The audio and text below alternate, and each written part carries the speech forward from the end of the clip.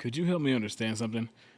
Why is it that we allow the government and the media and these millionaires and billionaires to keep us divided as a society? I personally don't believe that racism is alive and well to the degree that people pretend that it is. But they want us to think that.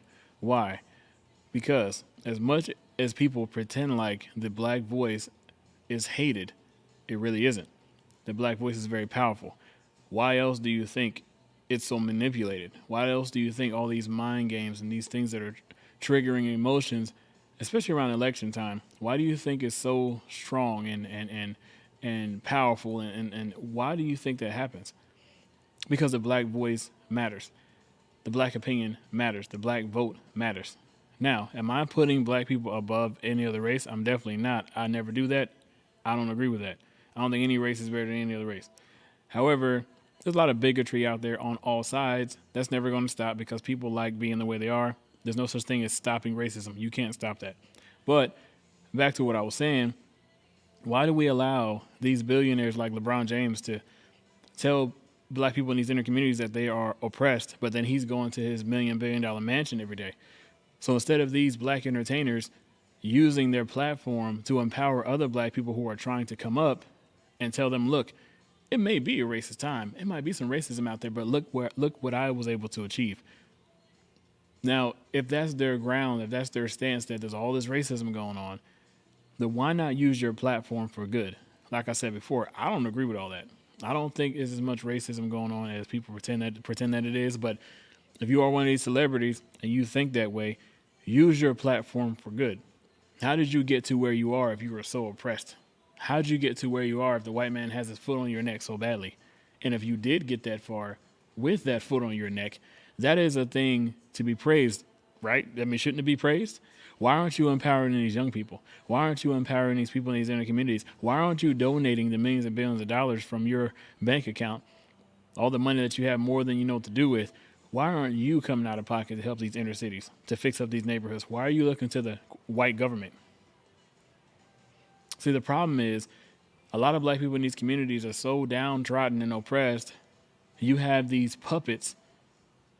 You have these puppets that have been controlled by the puppet master and the person signing their check. You have these people doing what they're told to keep the black community enslaved and impoverished and oppressed. As I said before, it's the black people keeping the black people oppressed. It has nothing to do with white people because your mindset is not right. Now, can I blame entertainers completely? No, I definitely can't. Because some people go about with that mindset on their own. They psych themselves out. I'm not going to go for this job interview. I'm not going to apply to this apartment. I'm not going to apply for this job. I'm not going to go to this neighborhood. I'm not going to go and try to get this loan. A lot of black people hold themselves back because they've been programmed to believe that they're not going to get it because of the color of their skin.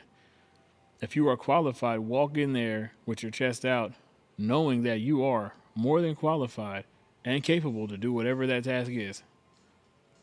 But when you psych yourself out, you're playing into the hands that you are blaming for your oppression in the first place.